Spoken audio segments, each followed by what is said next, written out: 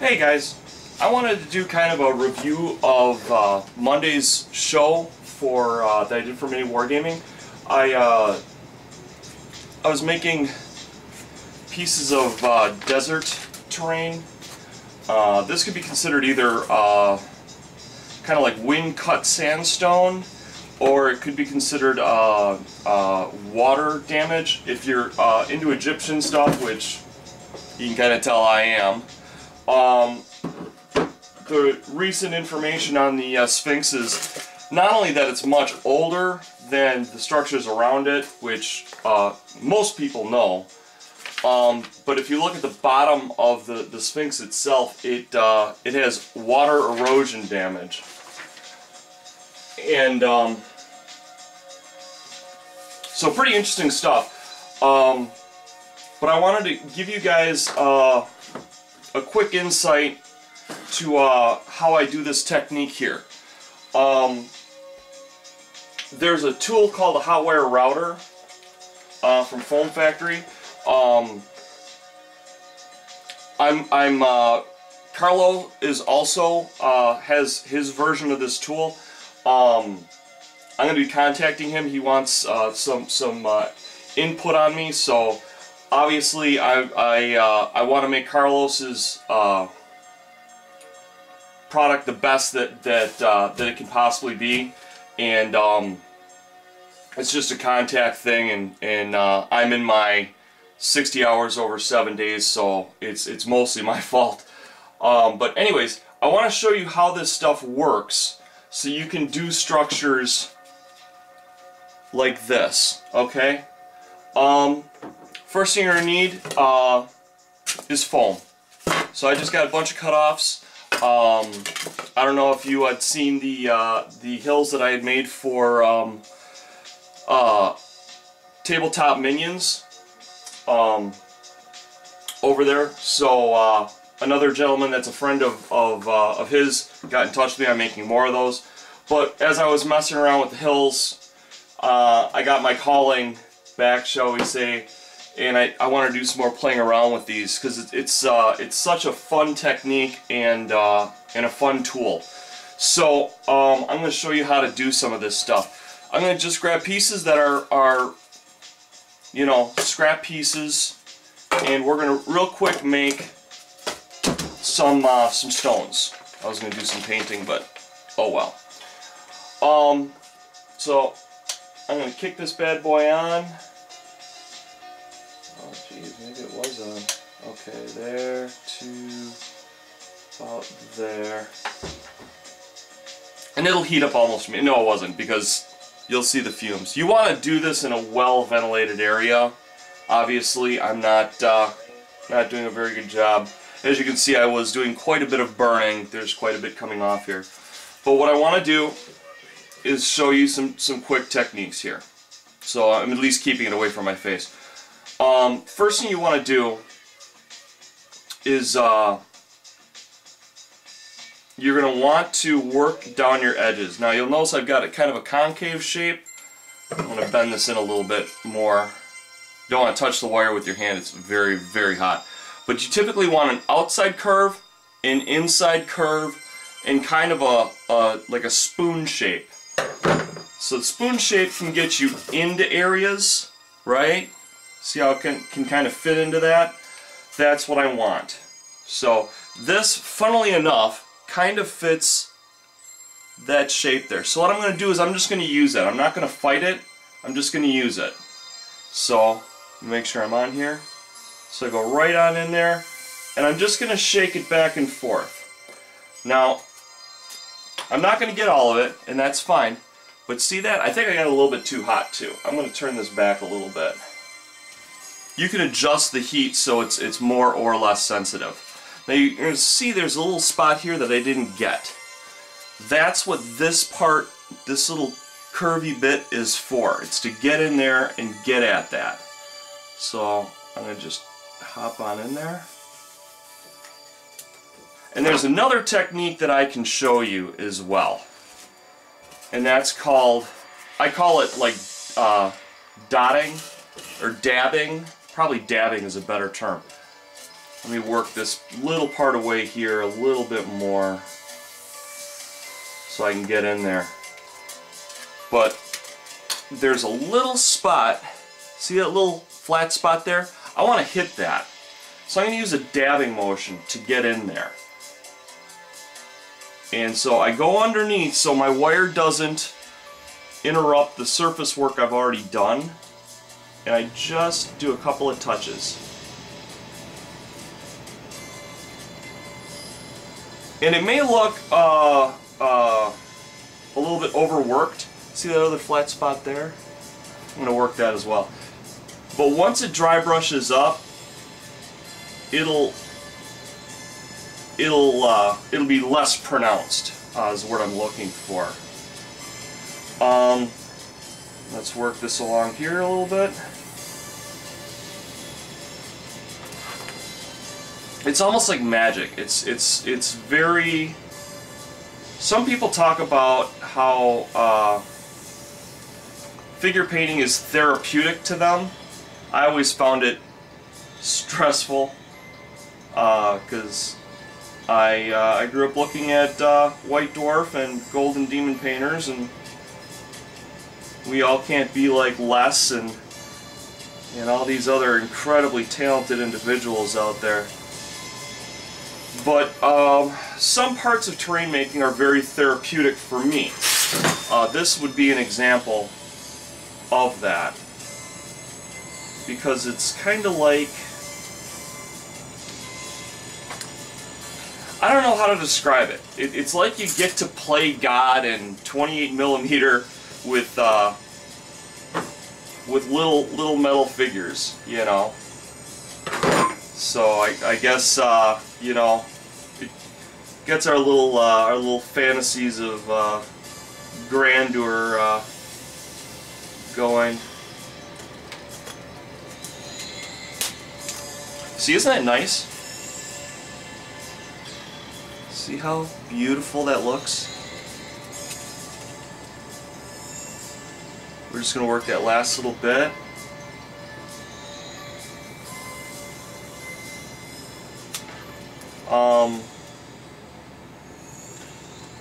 So, I really enjoyed Monday's show. Sometimes it's a little bit hair-raising because it's like most of the time I spend Sunday thinking about what I want to do on the show, and so sometimes I'm kind of thankful that my work can provide me material, so to speak. Okay, now we're going to work with the bigger, thicker stuff. Now the first thing you're going to notice is the more it's embedded in thick material, the more this tool is going to slow down. And you're going to want to account for that. So whereas I can do the 1 inch very quickly, you're going to notice there's a big slowdown period with this. Now there's a nice technique that you can use here when it gets thin like this. And I may or may not be able to keep this thin piece because look at how narrow it is on the other side, and the other side's imperfect. So yeah, I'm going to have to take off quite a bit.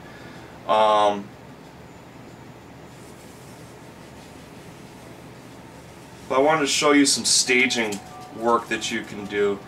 And if it gets too thin, that's a problem. So, because you don't want to get to the dry brushing point or whatever your painting technique is, you don't want to get to that point and then start busting things off. I'm sure figure painters have ran across that part with super glue. Any terrain guy that's done a decent amount of terrain work, I'm sure they've got their own horror stories. I certainly have mine. I'm going to just do some dabbing work here, again, to get the concept across.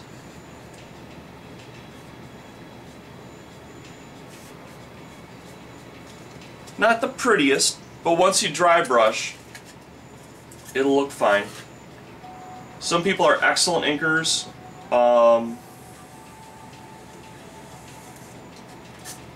I'm not sure what the difference between... If you know what the difference between inking and glazing is, put it in the comments section.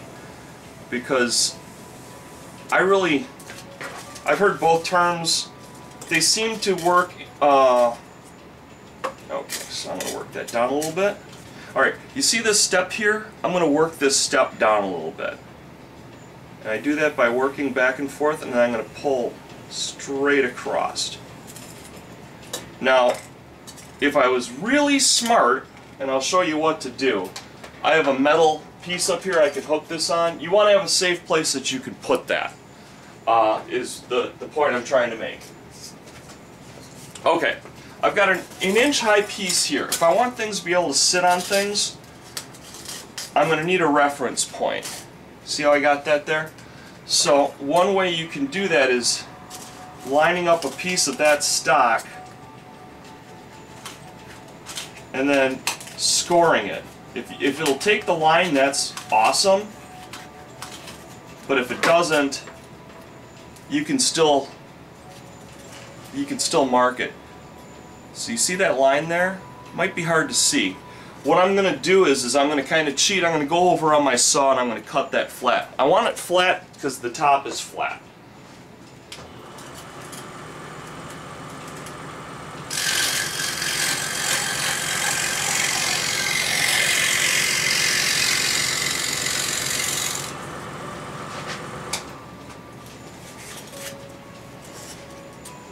So there you go. And that's with a round blade. That's my scroll saw blade that you can cut in any way, shape, or form. So I've got this piece here, so I can put another piece on it. Like right here, I could put a piece here that's shelved and sitting on it. Or I could put it like this. These aren't going to marry up perfectly, that's fine. Like I said, I'm just messing around. I just want to show you guys what this is capable of. I've got a bigger piece here. I'm going to show you more of a 3D possibility here. I'll try and set it up here, but beyond this point, I'll try and do some special stuff. So to do that, I'm going to just mark it. So I know that this is my sitting point. And beyond that point, I can do whatever I want. So we'll just shoot in here and we'll start doing some work.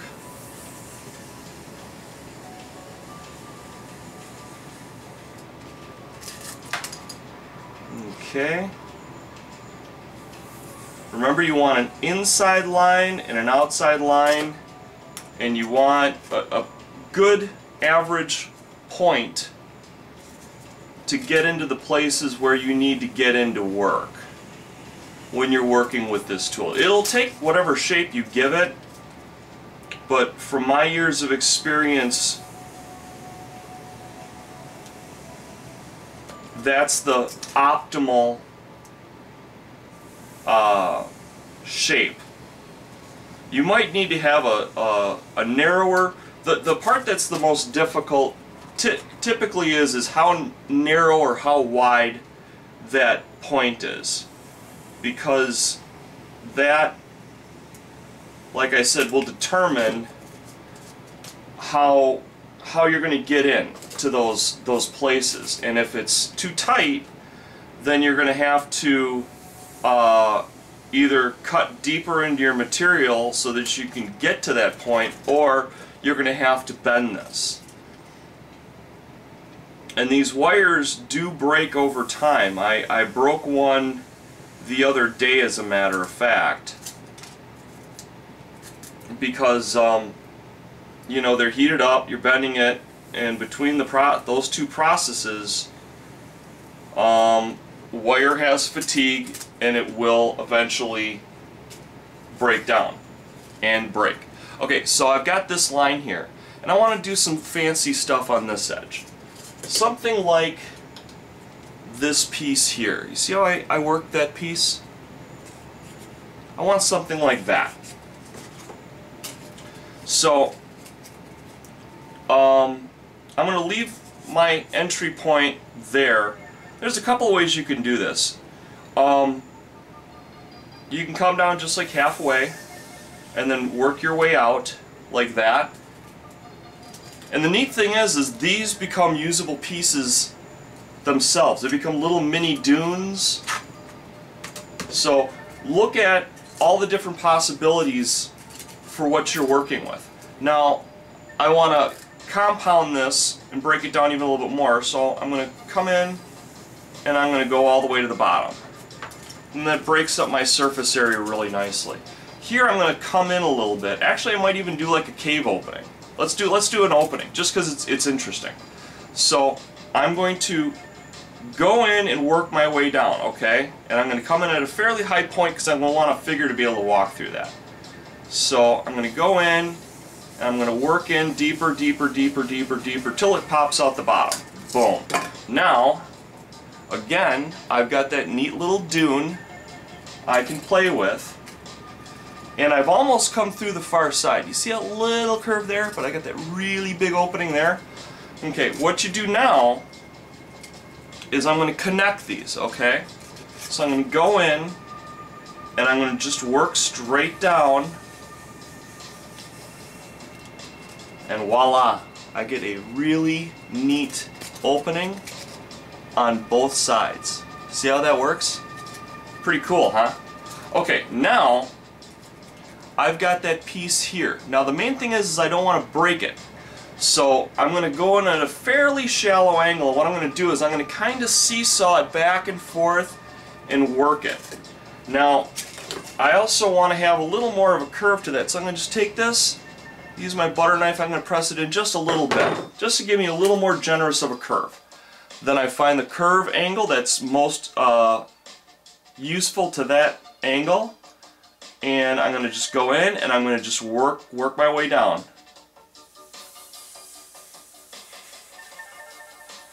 The main thing is you don't want the wire to erode the work that you want to keep. So again, I made it pretty shallow. See how shallow that is? Now if that ridge is a little bit much on the end and I want to break that down, I can take that down a little bit. So I'm going to just hop in and work it down just a little bit. Nothing special, just took it down. So I've got this, I've got that. Now this is a fairly flat back. If I want to break that up a little bit, I can go in there and I can break it up. A great way to do it is to look for your straight vertical lines down, and at some point along that line you're going to want to break it and create new lines. And that makes it look a little bit more natural. You know what I'm saying? I got a fairly strong curve here. Let's break that one up a little bit.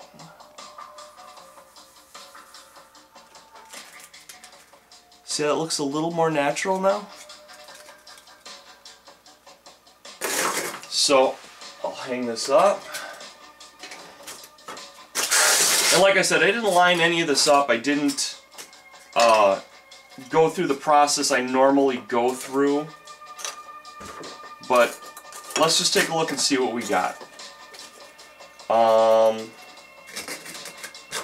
Got something like this, something like that. I can put a back piece on there. Let's do a little support piece in the back. I worked off of 2 inches. So it's pretty easy. Here's another 2-inch piece. And here's my back section that I'm working with here. And as you can tell, it wants to fall over. But you can also see that if I put a 2-inch piece in there, it's going to support it really nicely, which is what I want. So this is going to be my concept that I want to bring to fruition. I'm going to just support it with another piece, just because I want to show you guys how this all works together. So let me move this back a little bit so you can still see it, but I still have room to work in front of you. Okay, so I grab my tool, and I just want to break it down some. So what I'm going to do is I'm going to cut it in at about this angle here. I'm going to just go back and forth. I can't really see it because I'm showing you the work. I was fairly narrow So I'm going to just touch it a little bit here and there, just to break it up. See how I did that? And now I've got a long, flat part. Now there's a couple ways you can do it. Look for a long, flat part on your tool and put that to work. The key is less is more. If you want to keep the material on there, you'll actually, as you're waving back and forth, if there's a bump in the wire, you'll see it pop out of the middle of your work. As long as you're still seeing detailed behind the track of that tool, it doesn't matter that you pop through, because no one's going to know. I mean, look at how narrow I did that. There's hardly any material there. I went so shallow. That's because I've done this for years, guys. You'll get to that point yourself, and then you just, there you go. You've got your nice surface there, and I've kept a lot of the meat of the material, so I've got plenty of structure to support whatever I'm doing there. Okay, and you'll notice, this is completely by accident, this curvature pretty much matches this angle. So I'm going to just take it straight on down.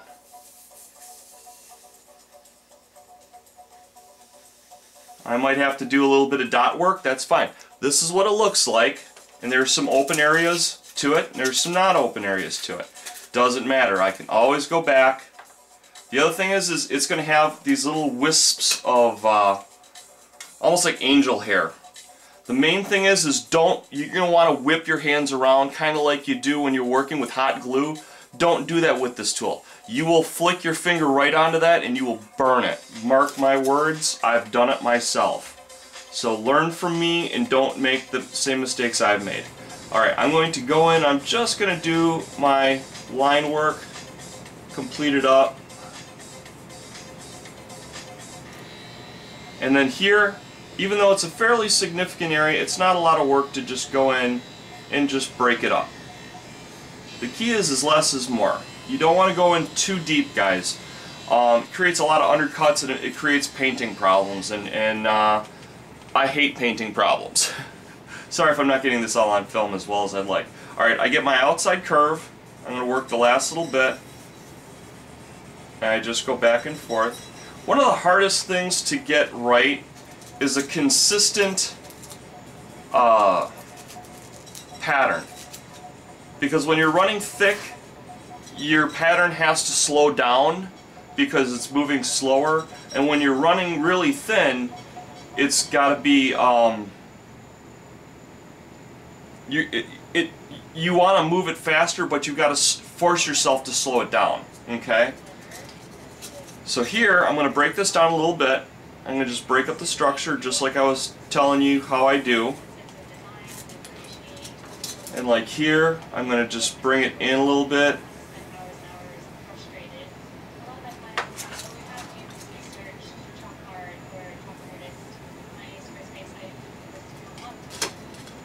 And some of your vertical lines you can totally leave. That's totally fine. So here I am, I got this done. Now I want to put this piece in. Now you'll notice that the curvature is kind of opposite to that. It's more like that. You'll see it when I set it down.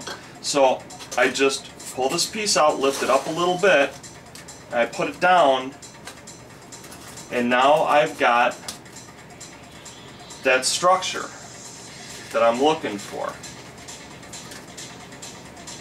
So let's see here. Let's do this on the other side. It's a little more easy for you guys to see.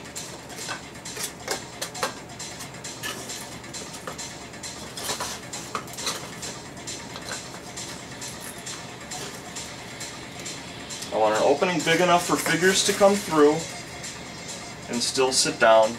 And remember those pieces that we said that we could use?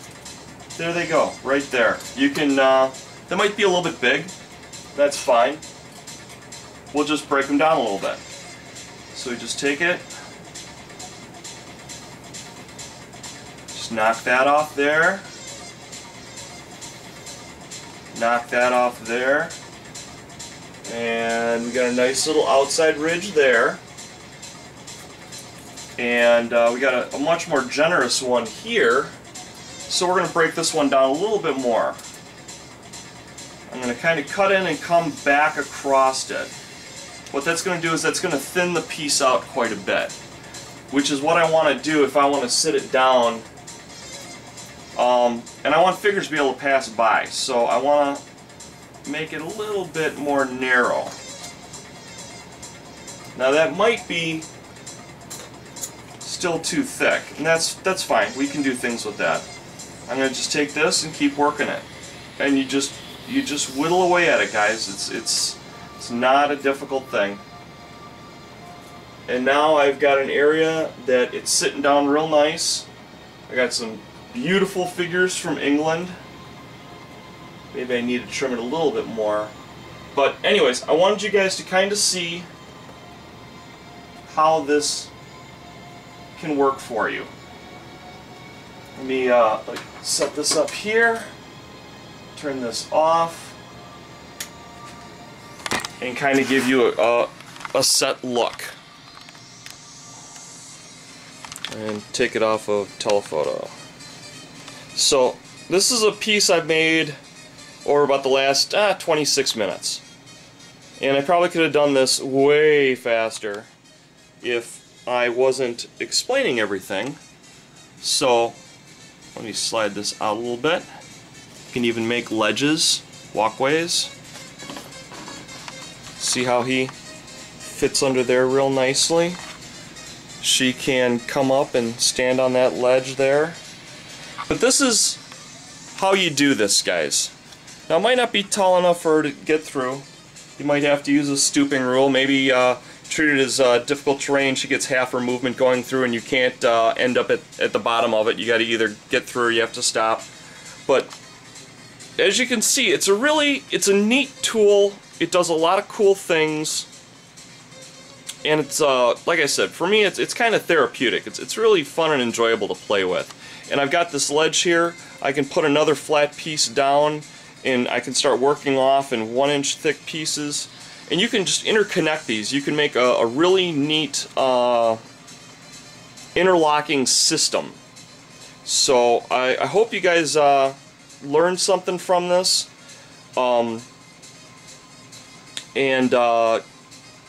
You know, that most importantly that I inspired you guys to play around. I mean, even trying to mess around with this with a different tool or a different way. Maybe you've got something like this. Maybe you got a Dremel tool. You know, maybe you could do something with this with a Dremel tool. You know, matter of fact, I'll even try that real quick. I'm going to try and get a system like that on the Dremel tool. You might need to do some initial cutting to do it. So I'll do a wave cut real quick on this, just so you can kind of see.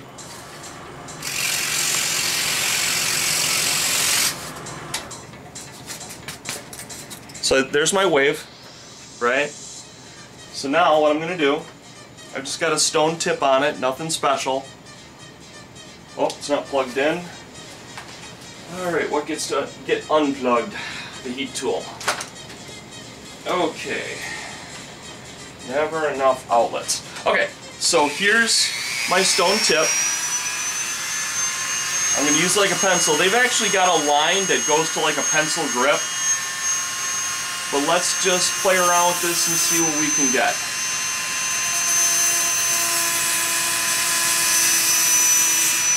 It's a little more labor intensive, but I'm getting similar results.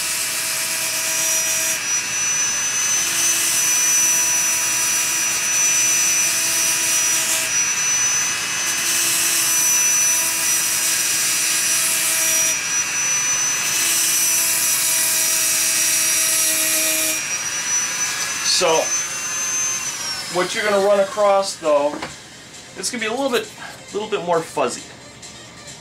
But it's got the same kind of groove lines, and you can get in there and, you know, muff it with your fingers a little bit. But it's got a neat kind of look to it. So there's always options available to you. There's always different ways you can do things. Here's an example between the two.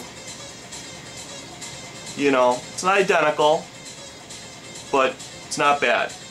So hope you enjoy it, guys. Bye bye.